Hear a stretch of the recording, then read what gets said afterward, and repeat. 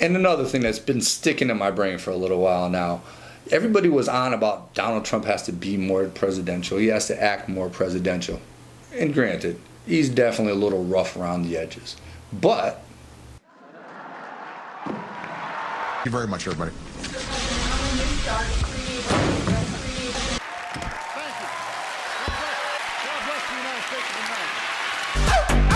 really? Is this the standard of what acting presidential is?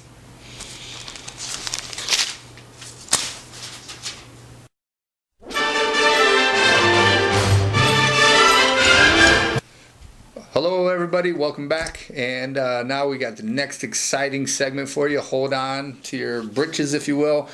We're going to talk about how democracy is being stolen from you, and I'm serious with that. You know, and educating myself a little bit more about the political process and everything that's going on.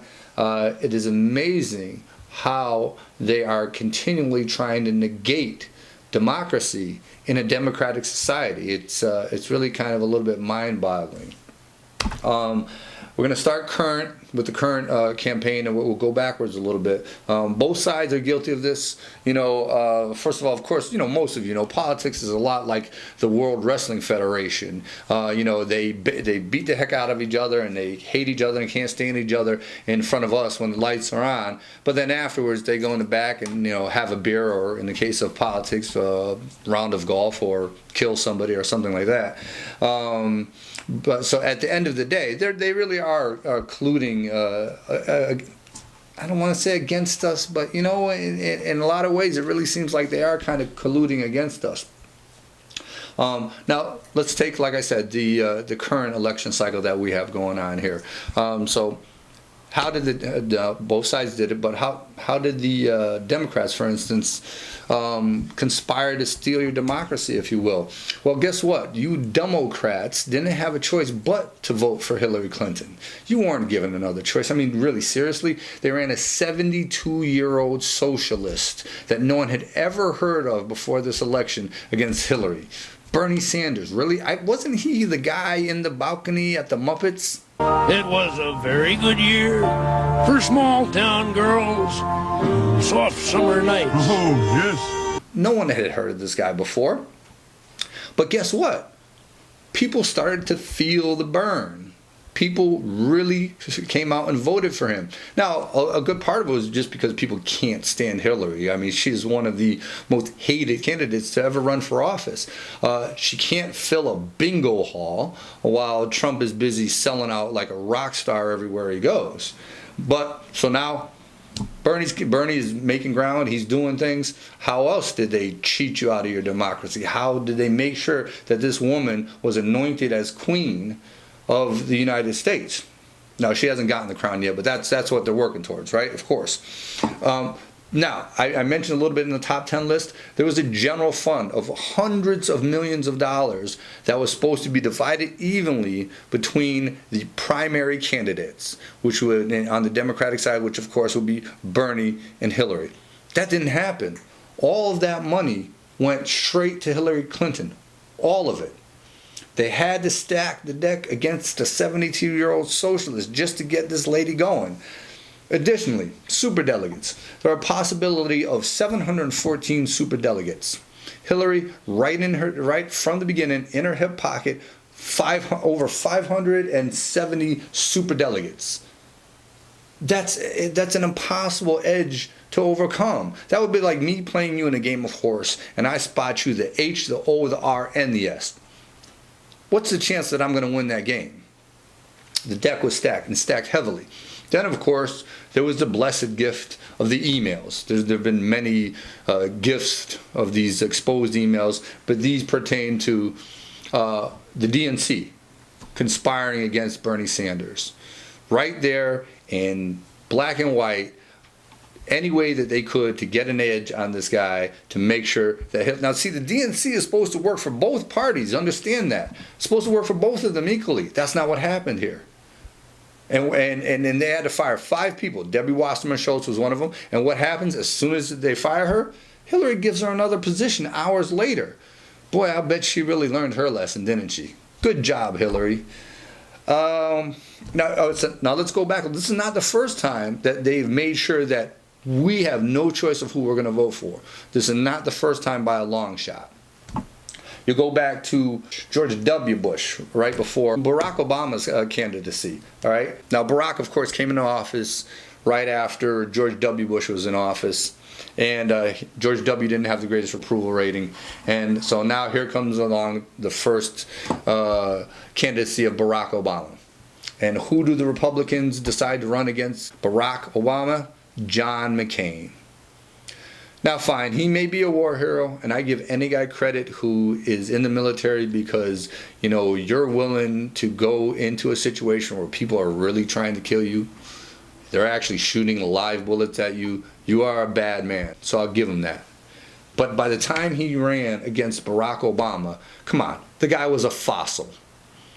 He had the charm of a frozen Snickers bar. And you're going to run him against Mr. Charisma, Barack Obama? The Republicans used him as a sacrificial lamb. They threw the election. For some reason, both parties wanted Obama in office. Yeah, and maybe part of the reason was because this junior senator would act as they want, as a puppet, as a complete figurehead. And more, that's what the presidency is. So they are controlling who they put in office. Both sides are conspiring to do this. Go back to George W. Bush when he was when he ran for office. George W. Bush was put in office as a favor to his daddy. George W. Bush failed in everything he did. Every business venture, everything he touched failed. And guess what? They made him president of the United States. And who did they run against him? Another guy that's just loaded with charisma. Al Gore. Thank God we didn't have to deal with an Al Gore, John McCain presidential fight.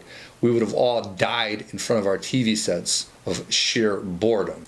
But luckily that didn't happen. So, now I don't know, I wasn't able to track, how far back this goes, them engineering who's in office. Oh, now, and let's not forget here, I forgot to mention the fact that even though they ran Gore against Bush, now he was a vice president, I understand that, so that's kind of a natural progression, all right? But no one expected him to be able to beat Bush because of his complete lack of personality. What happened though? He almost beat him. As a matter of fact, he did beat him. It was announced that he beat him. And then they had to retract it. What happened? It came down to Florida, of course. Many of you remember that. And what happened with Florida? So NBC called the race for Al Gore 12 minutes before the polling stations closed in Florida. So then what happened after that was they realized they had made a mistake, that the polling stations in Florida were still open. So now that election was so close that the margin of error dictated a mandatory recount. So the mandatory recount was started as it should have been. And what happened? The courts decided, no, you don't have to finish the count. George Bush is president. Really? We can circumvent the very processes that are put into place to assure the correct outcome? Yes, they can, because they make the law. So they can break the laws. They can do anything they want. So they made sure that George Bush got into office. Now, what are some other ways in which they conspired to steal democracy from us? No ID. How do they make a law where it's okay for you to vote for somebody and you don't even have an ID?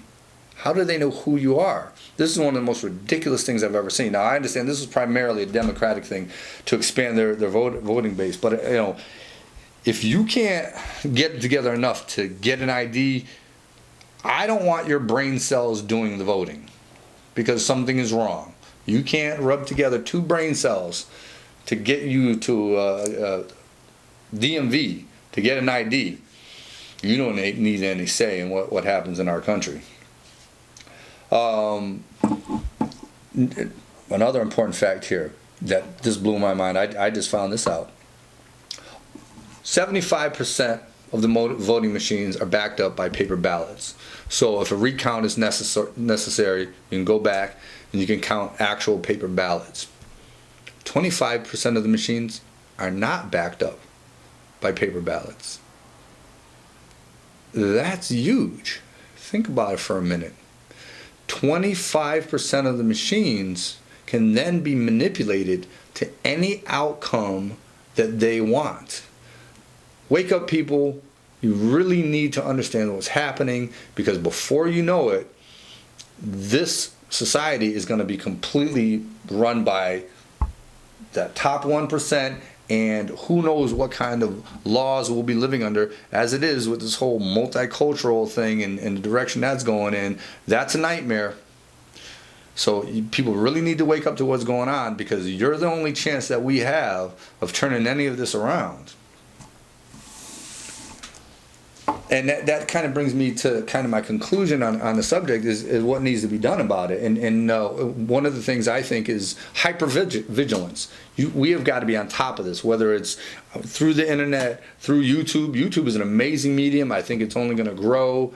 I know that they're kind of restricting some content here. Hopefully that doesn't go on too much, because it is an amazing tool for the average person to be able to see what's happening around the world. And of course, there are other things. You can go to the library and actually read a book, and you can use your computer. Find these things out. Again, like I always say, educate yourself. That's what I'm doing. I'm learning as I go along in a lot of cases here.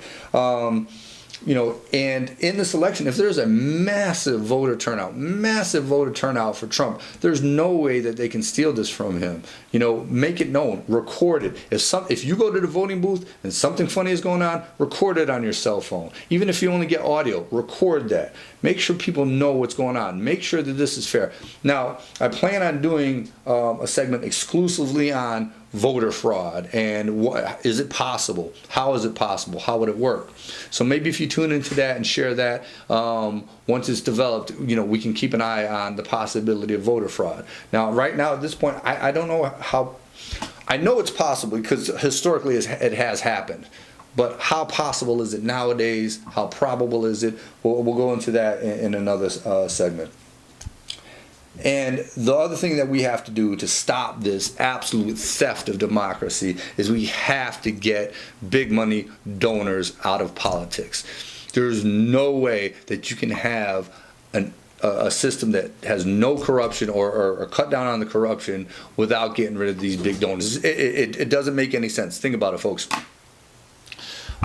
If somebody you are just an acquaintance with sees you're in a hardship, and you need to put an addition on your house, and he gives you $50,000 to put an addition on your house, and then 2 years, 3 years later, he needs a favor. Are you not going to give that guy a favor? Of course you are. It's the same thing here.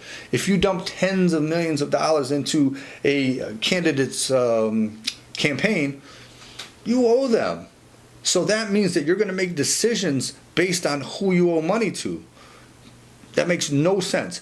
Big money has got to be driven out of politics. As a matter of fact, I think all donations should be anonymous. The candidates should never know who gave them money. But that's not going to happen, because the system we live in is absolutely pay for play. And that's, again, one of the things that Donald Trump breached a little bit, that he might be willing to disrupt. And that's a little bit why they're so afraid of him. The big money. Okay, yes, also, one of the things that I wanted to talk about was we have to do away with the two-party system. It doesn't work. It's broken. It is massively corrupt. It is divisive in its very nature. Two-party system. If you get a Democratic president and a Republican Congress, you're not getting anything done. Take a look at the last 8 years for Barack Obama. Not everything was his fault. He couldn't get anything passed. He had to do everything via executive order. So we have to do away with the two-party system. It doesn't work. It's divisive in its very nature. I believe the candidates should just run on who they are, what their record is, what they stand for, and maybe that way we can make some real progress in this country. All right, but that's a little bit about how I feel that democracy's been stolen from us. I always welcome comments. I really want to build more of a rapport with an audience. I want to hear from you guys. I want to hear where you think I messed up. I can absolutely make a mistake. I'm sure I have. If I do, once again, I tell you, point it out. I'll fix it. I will never try to cover up. I will guarantee you one thing. I will never bring you information that is purposely misleading or that is out and out a lie, which the lamestream media and CNN, my God, I can't watch them. At some point, I'm going to do a special on how horrible they are at manipulating and outright lying. I caught the Washington Post line, but that'll be in another segment. So we're going to do an expose really on the mainstream media lying. Fox does its share of slanting the news also, but I have to say, in an unbiased assessment, they really try to stay a little bit more on the side of what is correct, and they're not as slanted. So let's see. I'll continue to kind of investigate all of these institutions and, again, try to bring you the truth. So that's it for this segment. Coming up next, we're going to discuss Hillary's health.